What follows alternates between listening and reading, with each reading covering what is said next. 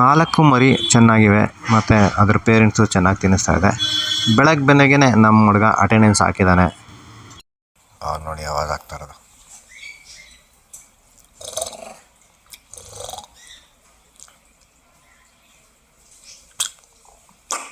ಇವತ್ತು ನಮ್ಮ ಹುಡುಗರಿಗೆ ಬ್ರೇಕ್ಫಾಸ್ಟಲ್ಲಿ ಪಾಲಕ್ ಸೊಪ್ಪು.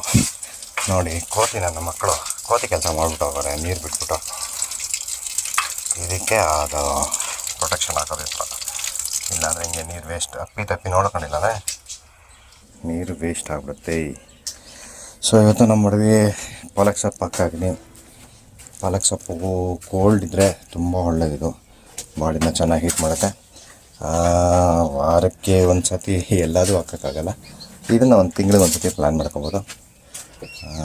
ಸೊ ಇವತ್ತು ನಮ್ಮ ಹುಡುಗರಿಗೆ ಪಾಲಕ್ ಸೊಪ್ಪು. ಆಮೇಲೆ ಮರಿಗಳು ಏನು ಮಾಡ್ತಾಯಿದೆ ಅಂತ ನೋಡೋ ಟೈಮು. ಸೊ ಇವೆರಡು ಮೇಲು ಫೀಮೇಲ್ ಎರಡು ಈಚೆ ಇದೆ.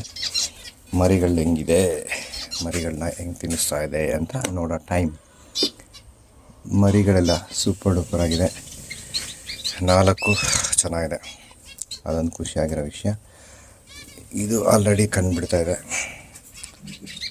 ಚೆನ್ನಾಗಿ ತಿನ್ನಿಸ್ತಾನೂ ಇದೆ ಕೂಡ. 4 ಇದೇ ಥರ ಮೇಂಟೈನ್ ಮಾಡಿದ್ರೆ ತುಂಬ ಚೆನ್ನಾಗಿರುತ್ತೆ.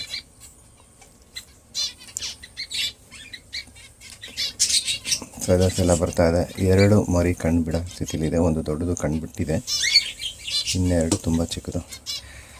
ಸೊ ಇನ್ನೊಂದು ನೆಕ್ಸ್ಟ್ ವೀಕಿಂದ ಹ್ಯಾಂಡ್ ಫೀಡ್ ಮಾಡೋಣ ಅಂತಿದ್ದೀನಿ. ಯಾಕಂದರೆ ನೆಕ್ಸ್ಟ್ ವೀಕ್ ಒಂದು ರೈಡ್ ಹೋಗಬೇಕು.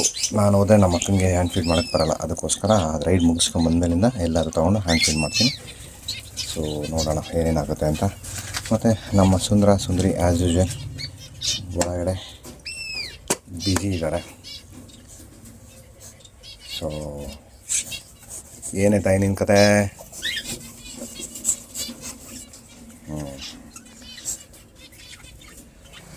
ಓಕೆ, ಡಿಶ್ಶು ಜಾಸ್ತಿ ಮಾಡಬೇಡ. ಇವತ್ತು ನಾವೆಲ್ಲ ಪಾಲಕ್ ಸೊಪ್ಪು ಹಾಕೋಣ ಬನ್ನಿ.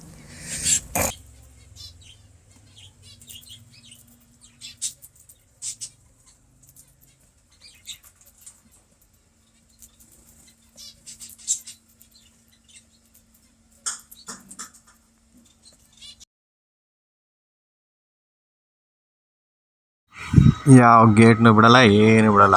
ಅಲ್ಲೇನಾರ ಇಟ್ಟಿದ್ರೆ ಮಾಯ ಕಿತ್ಕೊಂಡೆಲ್ಲ ತಿಂದು ಅರ್ಧ ಹಾಕಿ ಹಾಳು ಮಾಡ್ತವೆ.